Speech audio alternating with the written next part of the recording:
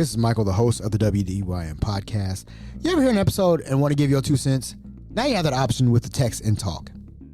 In each episode description up at the top, you see the option for text and talk. Hit that link, start texting, and I'll start talking. Be a part of the WDYM podcast and start text and talking with me.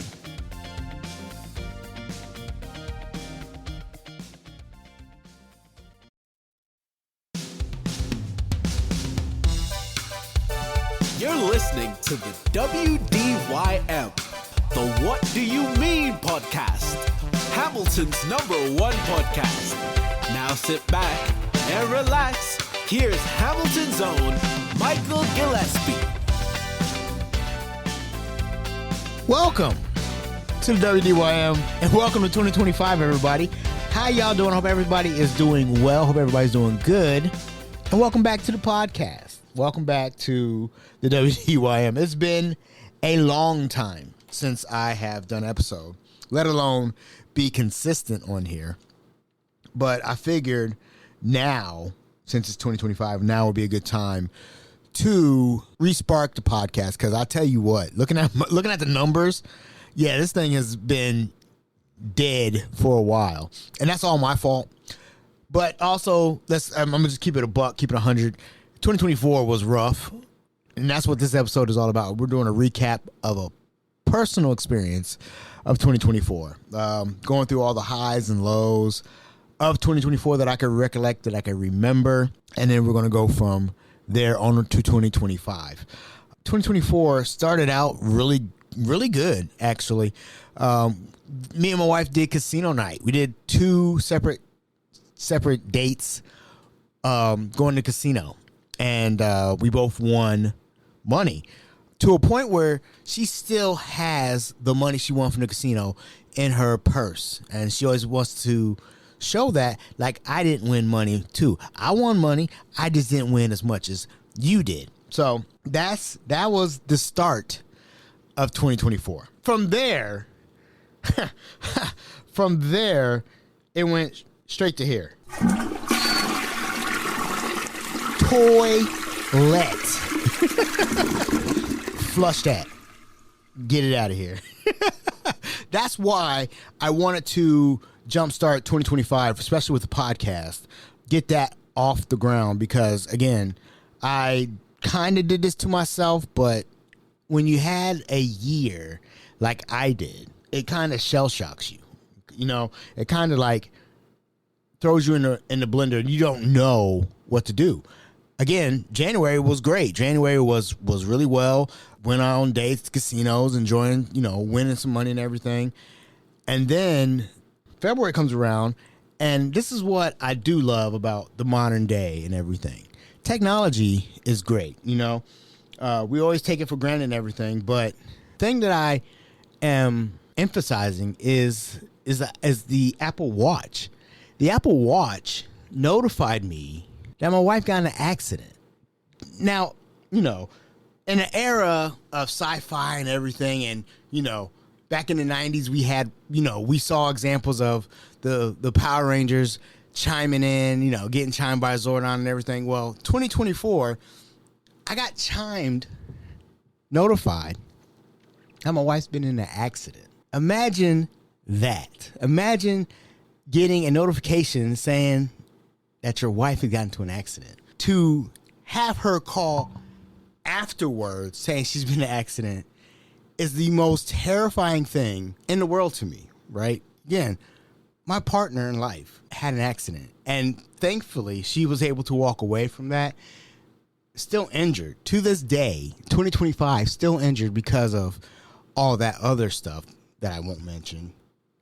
Paperwork crap and all that stuff, fighting crap and stuff, when people are legitimately injured. To get that notification that, hey, your wife's hurt, and, you go rush to see her and, see what happened and everything, it makes you reflect on life a little bit, like, hey, we're able to walk away from this. So, that happens, but you walk away from it, that you're okay, that she's okay. The car, not okay, but at the end of the day, it's okay, right? That's the theme of 2024 right there. It happened. It happened, and it was a stinky one. It was a stinky little turd, but you're able to walk away from it, right? So that happened, and then, if you paid attention to the podcast, yeah, I got fired from my job. Also, that happened too. Again, discussed earlier in the podcast, earlier this year, that happened. It happened because I didn't know that I couldn't talk about certain things when it comes to former employees, right? Again, if you go, you can find it on the archives of episodes where that happened at. Things happen, didn't know, but another side of that is that I lost my brotherhood of chefs that I was working with, that we worked together day to day. It was like going to war with the same people. We're all struggling through it. Like, I'm at one building, one chef's across the street from me, and two chefs are at the other building. And we're like, "You okay? Yeah, I'm okay. You okay? Yeah, I'm okay. You got any employees today?" Like, "I don't got none." Like, "Oh shoot, neither do I." And we would go through it every day, but we would form a good bond from that. One, because we're all chefs, and two, because we're all nerds. And that's of all the things that I take from that experience. I genuinely miss that, because you don't have that in the industry that we got. When you're in the culinary field, you got people that are here and then they're gone. You got people here and they're not really in the culinary field. They're here just temporarily and then they're gone. We were in it. We were in the thick of it, right? And because of this situation that I guess I did, I lost that. And I talk to him rarely, every now and then. And, I missed the brotherhood that we had. No doubt about that. And that's one of the parts that suck about 2024, was having that bond of brothers, things that we missed. Because we're nerds. The thing about it, we could talk about anything and we all could chime in differently. Now, the only thing that I can't really speak on was the D&D, the Dungeons and Dragons, that I think they were in. I know two of them for sure. I don't know about Paul. I don't know if he was a big D&D guy, but that's where I draw the line of nerdism back then. But now I'm starting to get in D&D, just basically the lore, the books, the monsters, and all that stuff. But I will touch on D&D in a later episode. One other thing about the brotherhood of chefs that we had, one of my favorite moments that we had all together, is that the one time we all got together to eat, we ate at a restaurant. This is one of the things that I just enjoyed. We're just enjoying food, and we're critiquing it at the same time as culinarians, as chefs and everything. We're up trying the appetizers and and we're just critiquing it. And that's the thing that I love about food and being a culinarian and everything, and being a chef, is that we're sitting there just nitpicking at the food and service and all that stuff and enjoying ourselves, man. That's that one time that we did, the only time we all could just leave our buildings without each building going on fire and everything. We got to sit down and enjoy a meal together. It was not like something like, oh man, an event that was significant, but it was important. If you get what I'm saying. Like, it was just important for us to sit down and have that bond together and enjoy food. You know what I'm saying? So that's the thing I miss the most. The brotherhood that I had at my previous lead job. So at that time, I sat there and, sitting there collecting unemployment, unfortunately. Not my thing.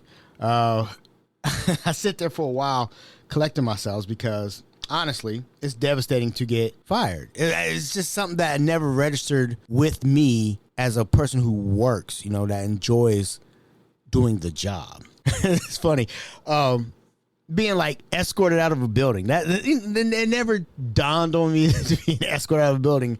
Like, what I'm going to do, I'm going to punch an old lady, old person in their face on my way out. It's funny that that's still a thing, that people don't hold their heads up high and just walk out, because of the situation. It happened. I am deeply apologetic for what happened with the actions I did. But nevertheless, there's more to that situation. So as I move on, as everybody has to do, I find another place to work. And I have mentioned it, but again, I got to tell you that story and how that came about. So one of the things that I learned, that I'm learning now and still learning as a growing man still, is that you got to take what God is telling you. And I'm not saying like biblical or, listen to the signs that God says and, in this chapter. No. Just simple signs that God tells us. So I'm, submitting applications everywhere, and one place calls me back. And the thing is that sign number one is that I never actually go to the location. It's always Zoom conference, Zoom meeting, Zoom interview with this said company. So I'm like, that's weird that I'm not actually visiting the location, that I'm not there doing an interview with the people that are on the ground.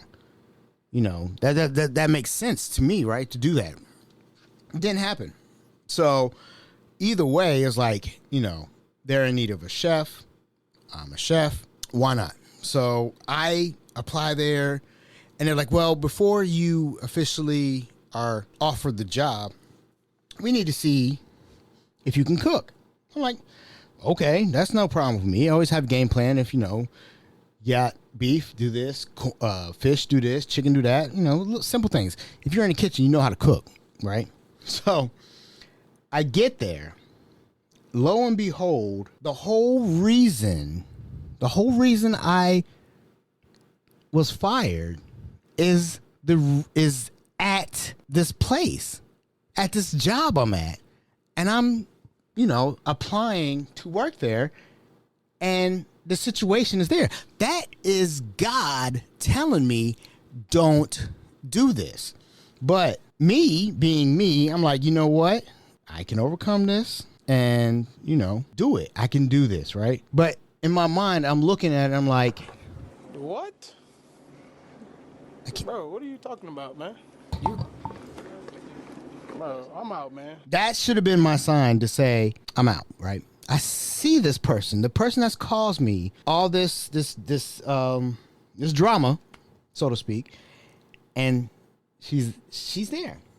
That's God telling me, do not work here. Do not work here, Michael. But what do? I work there. So you know what? I just say, I can do this, right? And as I talk about this, I'm mentally setting myself back because I'm like, why did I do this? That doesn't make sense. So either way, I start working there, and unfortunately things happen where the problem alleviates itself. So that one problem is solved by itself before I even start. Thank the Lord. As I'm working at this new place, the facility on the outside looks amazing. So I'm like, this is perfect, right? On the inside, it's not. It's not at all. Everything is broken. How do you have a facility where everything looks good on the outside, but all busted up in the middle? I'm trying to get repairs to get this thing fixed, because at the same time, I'm having the city inspector come in, and I don't fail inspection. That never sits right with me. I'm in charge of this, therefore it needs to be tip-top in shape. No, it wasn't. It wasn't in there. The city inspector is coming in, and on top of having appliances broken, refrigerators broken, dish machine broken, the garbage dispenser broken, I got the creepy crawlies. I call them little R's. Little R's. And I'm going to give you a minute to think about what those R's were. Little R's. Not big R's. Little R's. They fill up traps, glue traps. I'm giving you clues. How does this place have little R's? Right? So as I come in in the mornings, turn on my office light, I'm greeted by him, right? This is my reaction. Look who it is.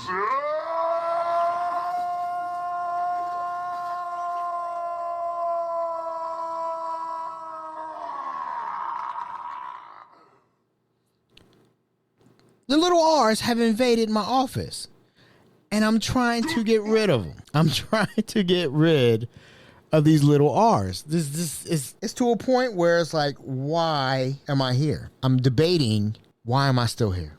Why am I fighting little R's in a kitchen? It's sooner or later, those little R's are going to end up on a plate. And then what?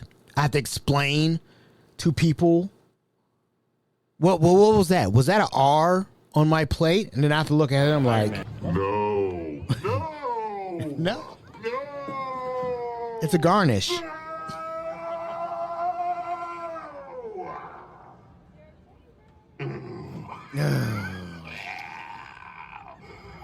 Yeah. So I was working way overboard, missing people left and right. As soon as I got there, I had an employee go out for surgery. So I decided to, along with my sous chef, to be on the floor. Am I supposed to let the mission fail? No, we're not doing that. We're not failing anything. And we're missing people. And my sous chef is working his butt off. And I got one person out for surgery. What are we supposed to do? On top of the R fight that I'm having, and then the 10, 12-hour days that, I'm not supposed to be working, but I'm working. At one point, I'm just in my office, and I'm questioning, why am I here? I have the inspector in here with his little notepad and everything, picking me apart for things that haven't been fixed, been ignored, and broken. Why am I here? And this was the moment where I just said, I've had enough. So I'm sitting in my office late, 6, 7 o'clock. Everybody's gone. I'm putting something in overnight to cook overnight. And the little R is crawling down the wall. And I said, you know what? To hell with this place. I'm quitting. I am quitting. Despite they're trying to train me, send me to another location to learn how they're doing things over there. They don't have as many people. They're not full of teenagers and everything, because teenagers and technology just don't work together when it comes to working. I learned that. And now they send me to this location, and I'm looking at myself like, dude, I cannot. To a point where I've already decided this ain't gonna work. I'm sitting in my office, back from training, looking like this. No sir, no ma'am, no ham, no bacon. Won't be doing it. I'm done. So I quit. I quit trying. One of the aide nurses says she would always say, be nice to me and say, good morning, chef. She would always say that to me. I said, don't call me that. No more. She looks bewildered, like, what? Well, why? I said, I said, I just said, I done. I'm not. So I left the company. I said, I went to the ED's office and said, look, it's over. I'm done. I quit. Whatever you want to call it. Quit, firing. I quit. I just cannot do this, right? I couldn't do it. And, the people that I worked with there, a mixed bag of people. Got some know-it-alls. I think they know everything. And then I got some people that are inexperienced. That combination, it was weird, but it worked kind of. But, moving forward, wish that place nothing but the best. Wish the people there nothing but the best. But, yeah, this is where we're at. No, not doing it. So I left there. And I'm sitting at home. I'm like, what the F am I going to do? Right? At that juncture, I said, you know what? I'm going to push all my chips in and get the food truck started. I'm going to get my food truck started. And that process is starting to take effect. They're starting to form up, so to speak. It's basically coming to fruition. I'm hoping by mid 2025 that the food truck will be up. So therefore, I could start my own business and do my own thing. But we'll see. It's a longer process than I ever thought. But that's the hopes of it, right? That the food truck starts and then gets myself into my own business. So we're roughly around July, August time frame, maybe a little later. No, I am actually later. We're roughly around September time frame, and we have another Baton versus Big Blue game. Right now, the last time they played, it didn't go our way. Baton won and whatever. But that year that Hamilton had was a great year. Playoffs, actually a first round playoff victory in the modern era. So things were on the way on the up and up. And that goes for this year's Baton Blue game. And again, I have talked about this before. It was at Fairfield, wasn't in Hamilton because Baton's technically the home team. So I started pushing the 2023 game coin that I made last year. And I started, hey, I got this coin, and started selling the coin to people that were interested in it. And, made a good little chump change from it. It was cool to celebrate the 2024 version of the game at Fairfield. Hamilton versus Baton. Should have been in Hamilton. Discussed this already. What happened?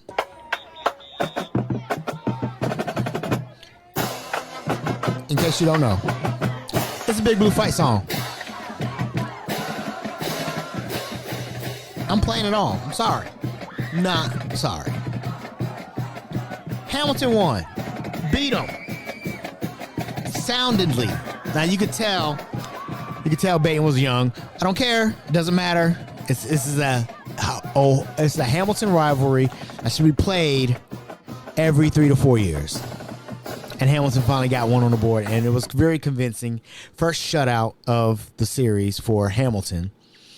And it was just nothing but pride on the field. And the Hamilton football team this year had a great year. We had a great year. Playoffs again. And we had to play Princeton, who ended the season last year. And they did it again this year. But either way, there's nothing but positivity surrounding the Big Blue football squad. And it was such a great year this year. I got to witness a couple games. Nothing but up and up. And now Baton has their own football stadium being built. And they have to let us visit soon.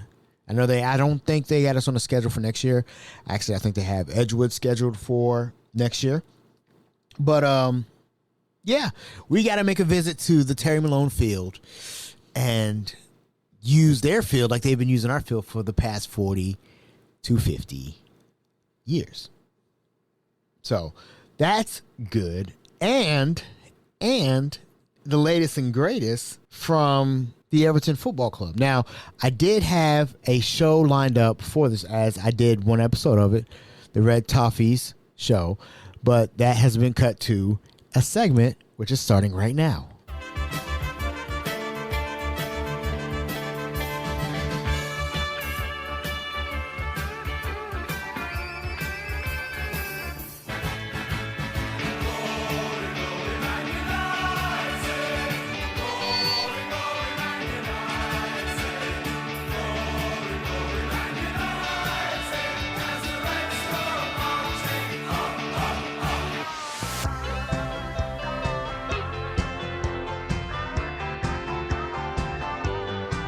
So, how are Manchester United and Everton doing? They're both in the bottom half of the table, right? Now, before any reaction needs to be made or needs to be warranted, Everton's been at the bottom for years now, a couple years now. And Manchester United is now closer to the bottom than it is to the top. And let me add Tottenham Hotspur, who's already lost, as of this recording, 10 games already. So what I'm trying to say is that if we had a full team, there's no telling where we would be. But we're at the bottom. So that's why we're having a segment as a part of the show. The show was supposed to be with me and my boy Sean, who we went to culinary school together. He's a Manchester United fan, so he would give his Manchester United take, and I would give my Everton take. I'm doing semi both duties right now, but trust me, as the season goes on, I will talk less and less about Manchester United, more about Everton. But both teams have switched coaches mid-season. Both teams are struggling. Both teams are at the bottom. But my team, Everton, is closer to the bottom. We had a coach, Sean Dyche, who just refused to do anything with the lineup. It was always the same striker, Dominic Calvert-Lewin. And to a point where it felt like his hands were tied, but he was so stern in making his choices and everything, that he refused to make substitutions, make choices, or make changes or anything like that. And today, it costed him his job. He is no longer the coach, the manager of Everton Football Club. And Everton had a game today, and we won 2-0. Now, you may be like, well, what's the significance of that? Because you won a soccer game. We haven't won a game in a long time. We have not scored more than one goal in a very long time.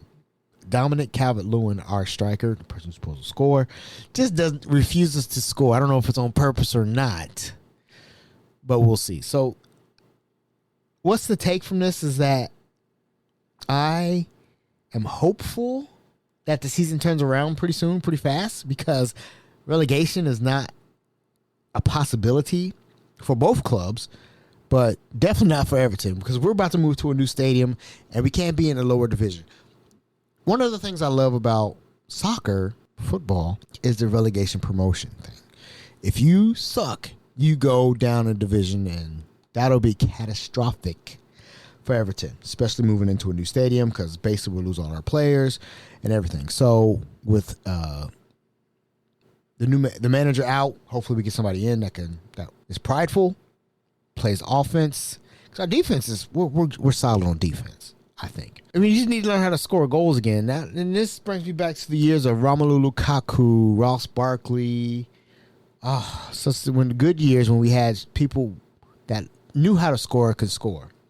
So I'm hopeful that this triggers a change for my football club, because we sure as heck need it. The last point I want to make, the emphasis on change, is that, I did quit the other job. I did find another job. And, it's back being, a culinarian, being a chef. And I tell you, not everybody can be a chef. Case in point, I come into this kitchen, and you got to love what you do. You have to love what you do. If you don't love what you do, then you have a problem. So I come into this new kitchen, and upon arriving, 2 people quit. They're like, nah, we ain't having this, and I'm out. So I understand the situation, and, they don't want to work for me. That's fine. To each his own. I'm not going to fault you for that. You don't want to work for me. That's cool. But you're missing out. I have fun at what I do, and I love what I do. This kitchen was in bad shape, right? I've never seen fryer oil so black in my life. It's like Texas, black gold, Texas tea. The Beverly Hillbillies reference, in case you don't know. It's just, things was just out of shape. And like, how do people who claim to be culinarians, be chefs and everything, work in this environment? Now, again, we're hands down, man down situation where I'm working from the ground up. I'm trying to build something. I'm trying to build a culture of good kitchen expertise in the back and in the front, but I'm in a position. So this is where my norm comes from, working at CFS. I'm used to hands-on. Get my hands on, but I can't do that all the way yet. So it's a work in progress. But the work I have done is appreciated by these people. Let me take you back to the location I was at before my current location. I can go to one table and say, "Hey, how was tonight's dinner?" It was great. It was excellent. It was good. It was great. Same dinner, different table. This was the worst thing I've ever eaten. And it's like, how do you satisfy somebody? How do you satisfy a building with 100+ plates? You can't. Okay, let me bring that spoiler. You can't, right? But this place, the place that I left, had me questioning my culinary integrity. Like, I don't know if I can cook because these people are tearing me apart. I was like, I don't understand how they don't like everything. Now, mind you, it was me and the sous chef. So, when times where I was not on the floor cooking, he was cooking. When I wasn't there, he would do his own thing. And then they would bring up examples. Like, how come one day I get a whole quesadilla, but some days I get half a quesadilla? That's a good question. Like, why was that happening? But nevertheless, I'm not there. This new place, they enjoy everything. Yeah, they do have some complaints, but, that's expected. You can't please everyone. But they're appreciative of the work I'm doing, right? That's the main thing that I take pride in, that they are appreciative. And you could tell when, like, one of the things that they absolutely love soup. So my thing is that I make soup, so much soup that the next day that same soup is the soup for tomorrow's lunch. And because it's not a full serving soup, we run out. When we run out, they bring the pickets and the fires and the torches. Like, where's the soup at? Like, oh my Lord, are you serious? But that's a sign of appreciation that they enjoy the soup so much.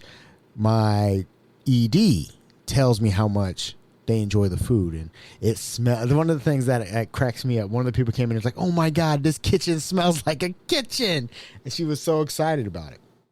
Those are the things that you take, that they appreciate someone who is committed to doing the job correctly. So that's my year of the ups and downs of 2024.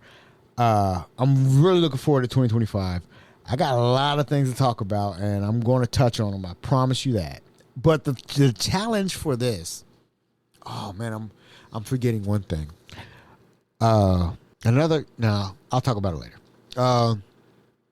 The challenge for me is to rebuild the WDYM. I, unfortunately, because of 2024, I let this thing get a little sloppy.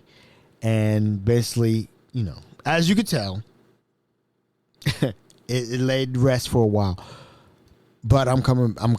I'm coming back 2025, and I'm gonna do a new 52. Try to get a whole year's worth of episodes. I got a lot to talk about. I really do. Like this shooter in New York. That's a lot to talk about.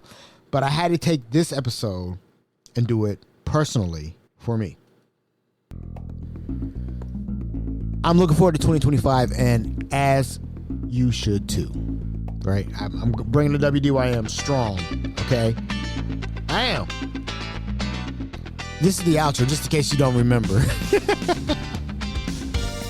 I thank you for being on this journey. I can't wait to rebuild this. I'm going to rebuild this. I got a lot to talk about. And I hope you can stay with me for this journey for 2025. I'm your host of the WDYM podcast, Michael Gillespie. You guys have a good day, and look forward to me on this microphone. Talking the ear off. Take care, everybody. Take care of each other, and I'm out, Girl Scout, Boy Scout. Peace.